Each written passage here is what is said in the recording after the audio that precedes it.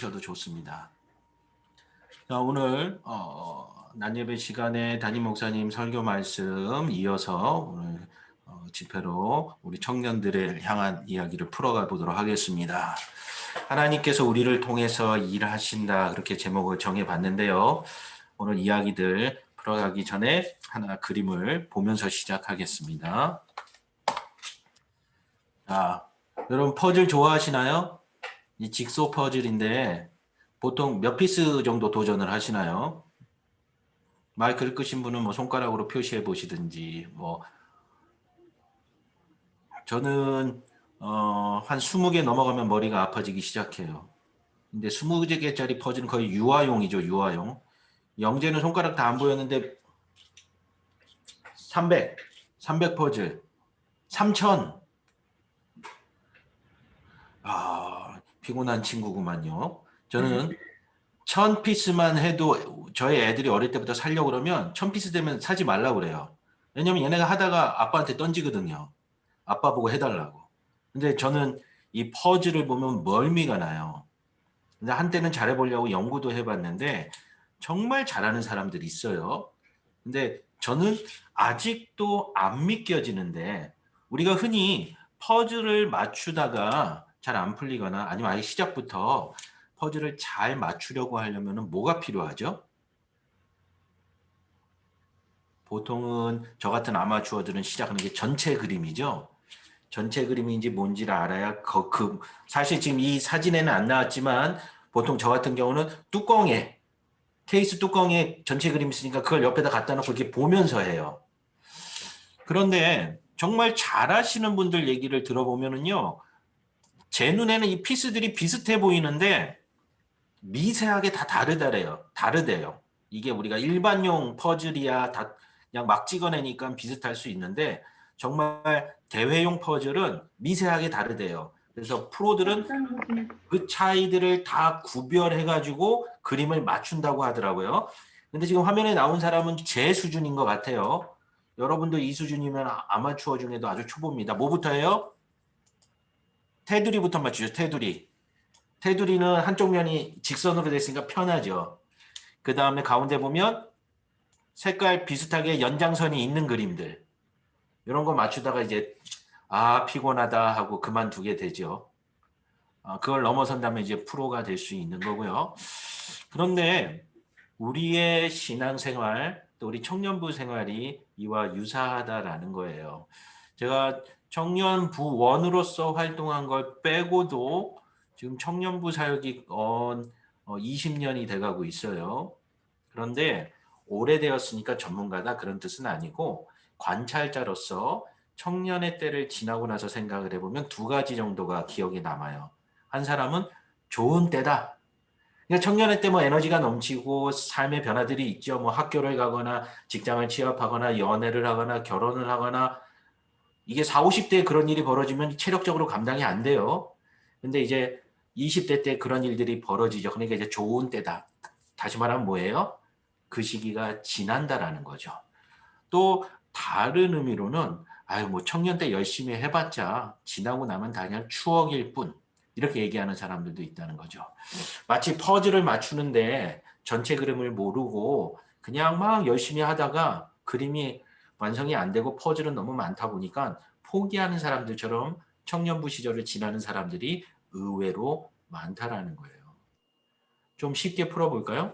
저는 항상 쉽게 말한다고 그러면서 더 어렵게 말하는 경향이 있는데, 자, 우리 교회뿐만이 아니라 어느 교회라도 청년부 활동 왜 하는 걸까? 한번 질문을 던져보자는 거죠. 청년부 활동이 그래도 숫자가 많은 지역은 주로 청년들 위주의 목회를 하는 교회가 있을 수 있습니다. 또 제 시대 때 청년부가 많이 모였던 온누리교회 같은 데는 보면 경배와 찬양, 음악적으로 사람들에게 청년들에게 관심을 많이 가졌었어요. 또 그게 아니면은 어떤 메시지 자체가 청년들의 삶에 집중되는 메시지로 간다라는 거죠. 그런데 그런 교회들이 계속 유지가 되느냐? 물론 교회의 형태는 남아 있지만 결국 청년들도 나이가 들어갈 것이고 뭐 요즘엔 비혼들도 많지만 옛날 기준으로 얘기하면 결혼하고 자녀를 낳고 또 부모님이 세상을 떠나시고 이런 인생의 여정들을 겪으면서 결국 젊은 날의 열심으로 끝나니 과연 그럼 청년부 때 뭘 했던가? 그 시절에 좋았던 걸 했던 걸까? 이렇게 되면은 우리가 세상에서 동호회 활동을 하거나 취미 활동을 하는 사람들과 조금도 구별될 게 없다라는 거예요. 그 사람들은 그 사람들이 좋았던 걸 하는 거고 우리는 신앙생활을 하기 때문에 청년부 활동이 어떤 모양으로든 매력이 있었기 때문에 하는 사람들일 뿐이라는 거죠. 그러나 오늘 성경이 말하는 신앙의 형태는 조금은 그런 것과 그림이 다르다라고 말할 수 있겠습니다. 자, 오늘 본문 말씀을 보시면요. 함께 읽어볼까요? 시작. 우리가 알거니와 하나님을 사랑하는 자, 곧 그의 뜻대로 부르심을 입은 자들에게는 모든 것이 합력하여 선을 이루느니라. 오늘 담임 목사님 주신 말씀처럼 자기 멋대로 뭐 다 해놓고 아이고 결국은 하나님이 다 해주시겠지. 그런 뜻이 아니라는 거죠.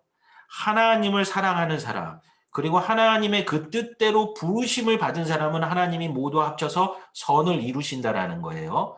바로 여기서 말하는 이 부분 있죠. 하나님의 뜻대로.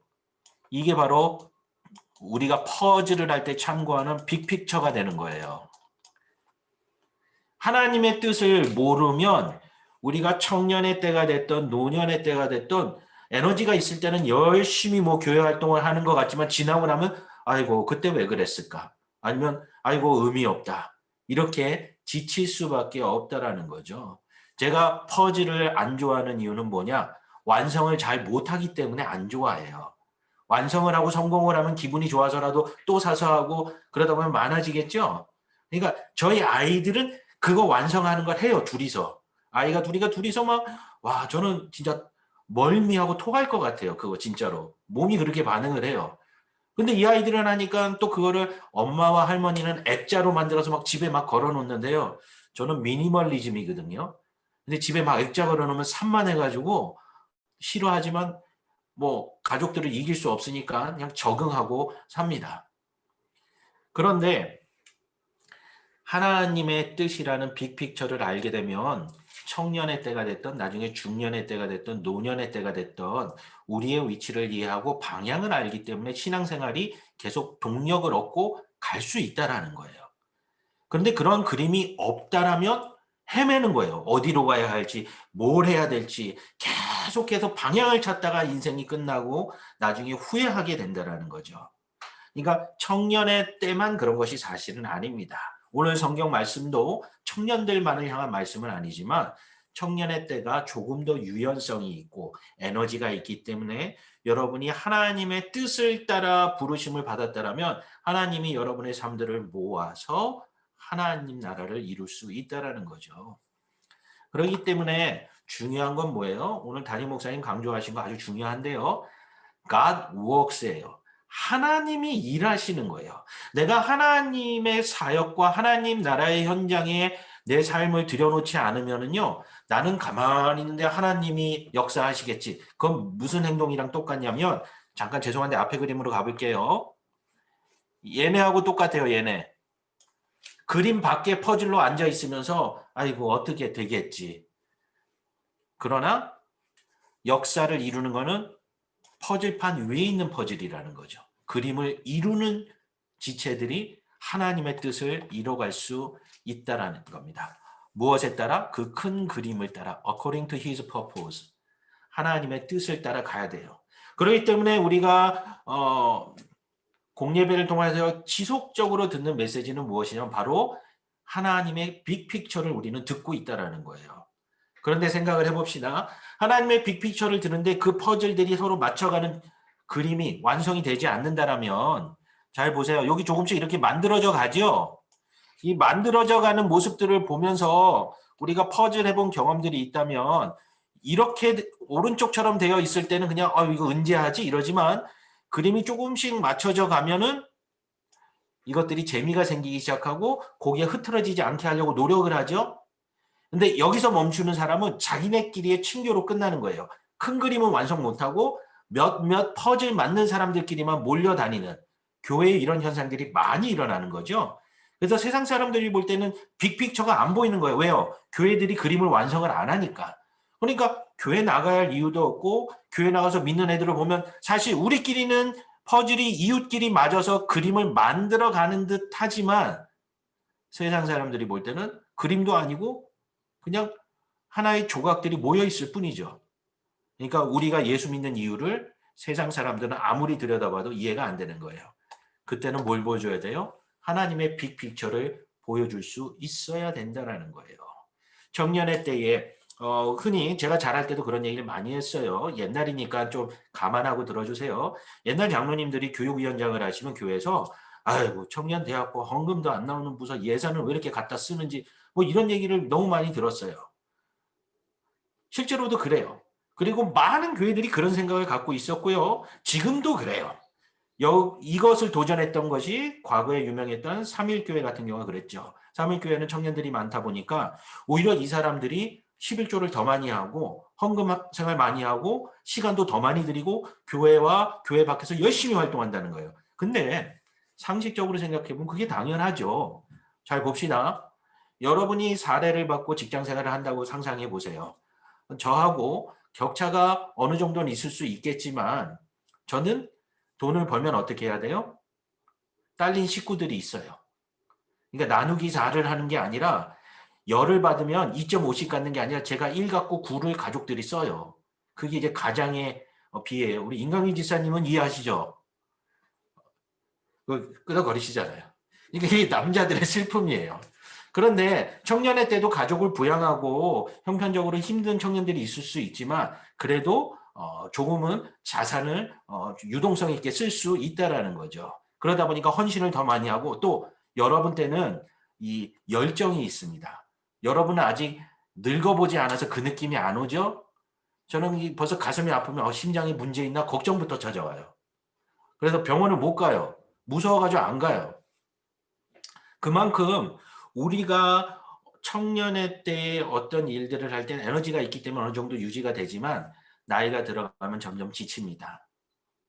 인생의 여정이 그래요. 그러다 보면 청년의 때 신앙생활 열심히 했던 사람이나 그렇지 않은 사람이나 나중에는 비슷해지는 경향이 있더라는 거예요. 왜요? 다 힘이 빠지니까.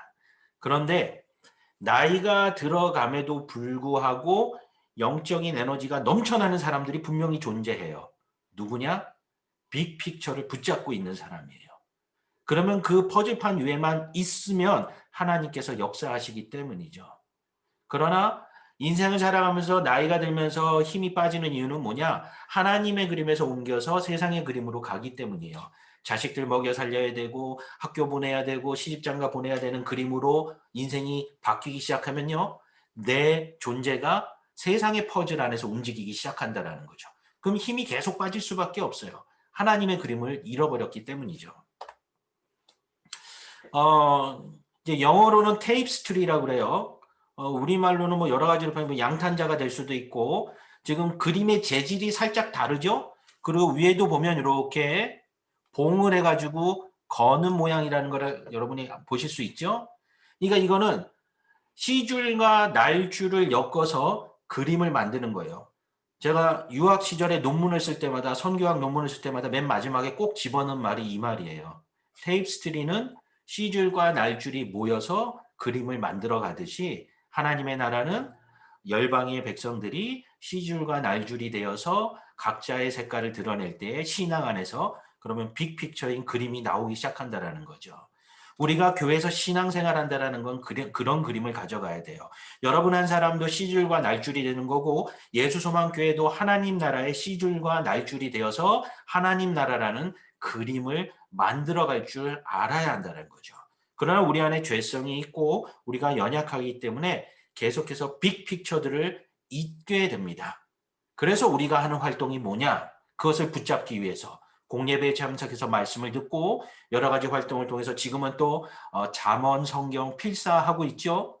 그러니까 종교 행위를 통해서 우리가 어떤 의를 이루기 때문에 되는 것이 아니에요. 담임 목사님 늘 강조하시죠? 뭐예요? 그걸 통해서 우리가 빅픽처를 잃지 않기 위함이에요. 그러면 그 안에서 하나님께서 역사하신다라는 사실이죠. 내가 빅픽처를 갖고 있지 않고 하나님 나라를 소망하고 있지도 않으면서 나는 가만히 있는데 하나님이 뭘 할 거다? 이거는 환상이라는 거죠. 신앙이라는 건요. 그 발걸음을 떼기 시작하면 하나님께서 인도하여 주시는 거지 안 가는 사람은 기다려 주실 뿐이라는 거죠. 그러면 이 큰 그림을 어떻게 풀어가야 하느냐. 오늘도 우리가 공예배도 드리고 대학 부집회도 이렇게 열심히 나온 여러분은 세상 사람들이 볼 때는 교회 중독자들이에요. 그렇죠? 우리끼리는 그냥 믿음 생활한다고 얘기하지만 세상의 눈은 그렇다라는 거죠. 그러면 우리가 이렇게 중독될 만큼 복음에 대하여 열심을 시간을 낸다면 이 에너지를 어떻게 써야 하느냐, 어느 방향을 가지고 가야 하느냐 그 이야기를 오늘 하고 마치려고 합니다. 오늘 특별히 12월 마지막 청년 집회죠. 공교롭게도 12월 마지막 예배도 제가 설교가 됐어요. 그래서 다음 주 수요일 날도 제가 설교를 순번이 됐어요. 우리는 송구영신 예배가 없으니까 하여튼 그러면서 많은 고민을 하게 됩니다. 과연 올해를 마무리 짓고 내년을 출발한다는 것이 어떤 의미일까? 1년 동안 코로나 상황을 겪으면서 우리가 제일 많이 접했던 말이 무엇이냐? 제가 공동체 쪽 설교를 할 때도 그 얘기를 했습니다만 뭘 할 수 없고 뭘 할 수 없고 뭘 할 수 없다는 이야기를 1년 동안 들었어요. 그렇죠? 아까 찬양 영상 보시면서 느끼신 바 있으세요? 인원이 4명이었죠. 그렇죠? 그렇죠? 5명 이상 모이지 말라고 그래서 4명까지만 모이라고 그렇게 준비를 한 거예요. 그러나 어떤 사람은 이럴 수 있어요. 그럼 찬양팀 못 모이겠네. 그러나 주어진 조건 안에서 할 수 있는 것을 찾자라고 이야기하는 거죠. 우리가 1년 동안 우리가 원하지 않지만 하지 말란 이야기들을 많이 들어왔기 때문에 우리는 안 하는 거에 대해서는 자연스럽고 뭔가를 하는 것은 부자연스럽다라는 생각을 하기가 쉽다라는 거죠. 그러나 중요한 것은 하나님께서 이 상황 속에서도 우리가 하나님 나라에 동참하기를 원하신다라는 거죠. 코로나라서 아무것도 할 수 없구나. 그래, 이해한다. 그런 게 아니라 코로나라는 상황 속에서 할 것들을 우리가 신앙적으로 찾아내야 된다는 거죠. 그래서 오늘 앞에 전도사님이 찬양팀과 선곡한 찬양 중에도 그런 내용들이 있었습니다. 자, 미션 퍼스펙티브라는 책이에요. 뭐 이건 신학교에서는 기초로 배우기도 하고 안 배우기도 하는 책인데 실제로 미국의 지역교회에서도 일반 성도들이 이 책을 배웁니다. 물론 이제 교회마다 차이는 있지만 이 책은 선교에 대해서는 아주 교과서적인 책이고요. 아티클이 한 140개가 들어있어요. 그러니까 얇은 책이 아니에요. 아주 두꺼운 책입니다. 그래서 한국에서는 2권으로 나눠져 있어요. 이 책을 갑자기 소개하는 이유는 이 책을 이제 우리가 훈련을 할 계획이 있기 때문이에요. 기본적인 얘기만 말씀드리면 여기 화면에 여러분 글씨가 너무 작아서 안 보일 거예요. 성경적인 관점, 역사적인 관점, 문화적인 관점, 전략적인 관점이라는 4개의 카테고리를 가지고 세계에 있는 선교학자들이 평신도들을 위하여 이거를 정리해 놨다라는 거죠. 이 책을 배우는 것은 남성형 목사가 선교학 박사니까 선교학을 강조하려고 하나보다 그 의도가 아니라 하나님께서 우리를 향하신 뜻들이 무엇인가 그 그림을 이것을 통해서 볼 수 있어야 된다는 거죠. 나는 해외 선교할 마음이 없는데 해외 선교할 마음이 없다 할지라도 그 그림을 가지고 있으면 그 안에서 내가 국내 선교와 지역 전도의 역할의 퍼즐을 감당할 수 있게 된다는 거죠. 큰 그림의 이해가 없으면 그 퍼즐이 오히려 그림 안에서 돌아다니면서 그림을 완성 못하게 만든다는 거죠. 그렇기 때문에 전반적인 그림을 우리가 그려갈 겁니다. 그래서 원서는 이렇게 한 권으로 되어 있어요. 그래서 매우 두꺼운 책인데 여기서도 발췌할 겁니다. 140개의 글을 다 읽을 수는 없어요. 그래서 발췌하고 지역 특수성들 여러 가지 다양성들을 종합해서 우리가 하게 되는데 그럼 이걸 언제 하느냐? 그럼 왜 하느냐? 이거를 이해해야 됩니다. 그게 빅피처죠. 안에 있는 내용들은 우리가 지식적으로 배울 수도 있고 또 암기할 수도 있지만 더 중요한 건 빅픽처예요. 안 그러면 우리의 신앙의 방향이 그냥 종교시설에 나와서 예배하고 돌아가는 계속 왔다 갔다 하는 셔틀의 활동만 할 뿐이라는 거죠. 우리가 하나님의 능력이 경험되어져야 하는데 그러지 못할 때가 너무 많잖아요. 무엇이냐? 여름과 겨울방학들을 통해서 이번 겨울은 아닙니다. 다음 주에 이제 내년이 시작되죠. 그 겨울이 아니라 2021년 여름에 보시면 포스터가 이거는 공동체 포스터예요. 여기 보면 공동체라고 써 있죠. 그래서 공교롭게도 제가 청년대학부와 공동체를 다 담당하고 있어요. 그래서 평소에는 같이 못하지만 여름하고 겨울 선교 교실을 할 때는 어른들과 함께 우리가 교회 공동체로서 함께 이 훈련을 받게 됩니다. 이 훈련은 사실은 제가 일을 사서 하는 거죠. 아무도 하라고 얘기 안 해요, 교회에서. 그리고 앞에 했던 분이 이런 일을 원래 해왔습니다라고 말한 적도 없어요. 일을 계속 만들어내는 거예요. 그러면은 제가 뭐 수당을 더 받을까요? 아니면 성과급을 받아가지고 다음 주부터 차를 바꿔서 타고 다닐까요? 전혀 그런 것도 아니에요.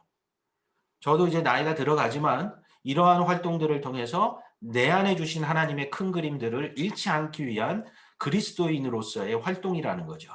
그래서 이 활동들은 하나의 예시일 뿐입니다. 옆에 성경 말씀 여러분 너무나도 잘 알죠? 이 모든 일은 같은 한 성령이 행하사 그의 뜻대로 각 사람에게 나누어 주시는 것이니라. 몸은 하나인데 많은 지체가 있고 몸의 지체는 많으나 한 몸인가 같이 그리스도도 그러하니라. 그렇기 때문에 제가 부목사로서 할 수 있는 범위 안에서 공동체에서 자원하는 어른들과 청년대학부에서 자원하는 어른들이 함께 모여서 선교의 큰 그림을 공부할 겁니다. 그리고 같이 대화도 나눌 것이고 여름에 7주 내지 6주 코스로 이런 일이 있습니다.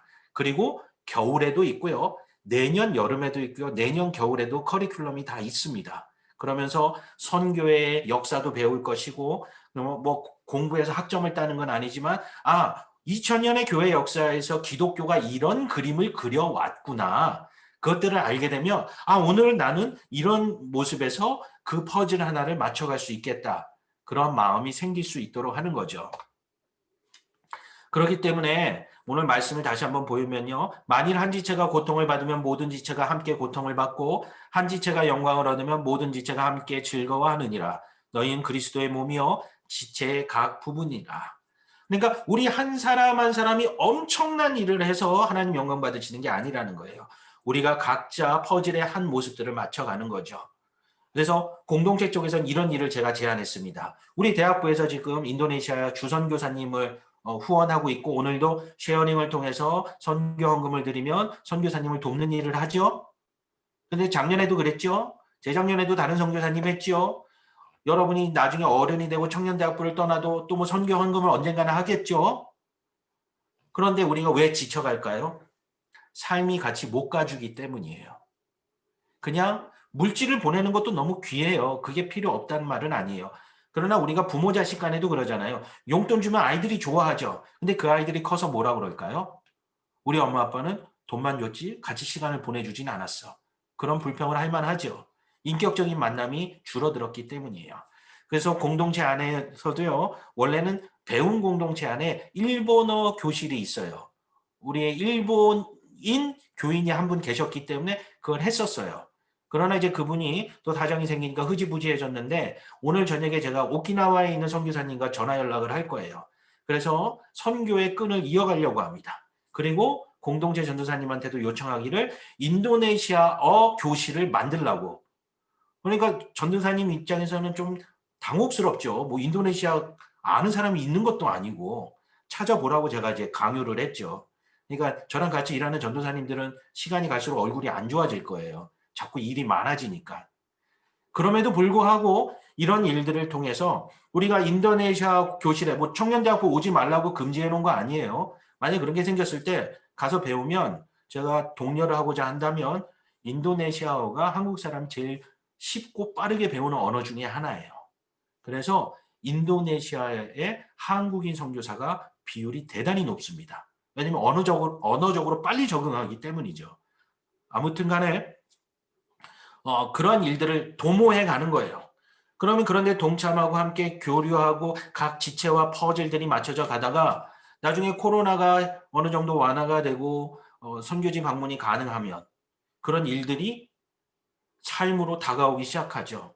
그럼 언어를 배운 사람과 단기 선교 가기 직전에 인도네시아 말로 노래 2곡 정도 외운 사람과 그것도 전혀 안 한 사람과 삶의 경험은 완전히 다른 세상이 된다라는 거죠.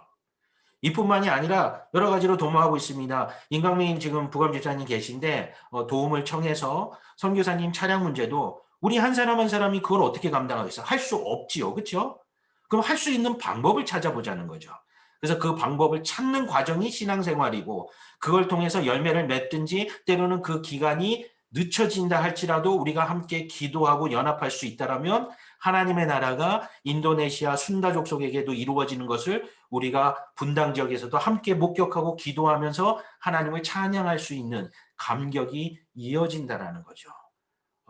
여러분의 삶의 지경이 어떻게 변화될지는 하나님의 뜻에 있지만 추상적으로 바라기는 여러분이 장년부에 가서라도 지속적으로 인도네시아 순다족 속과 계속해서 연락을 취할 수 있는 선교사님을 통해서 관계를 이어가고 그리고 그 땅에 하나님의 교회가 세워지고 예수 그리스도의 제자들이 계속해서 배출되고 여러분이 만났던 주일학교의 인도네시아 어린이가 10년 뒤에는 청년이 되었고 20년, 30년 뒤에 여러분과 같은 어른이 되었을 때 여전히 함께 기도하고 교제할 수 있다면 그것이 하나님 나라의 큰 그림을 완성해가는 신앙의 여정이 될 수 있다는 거죠.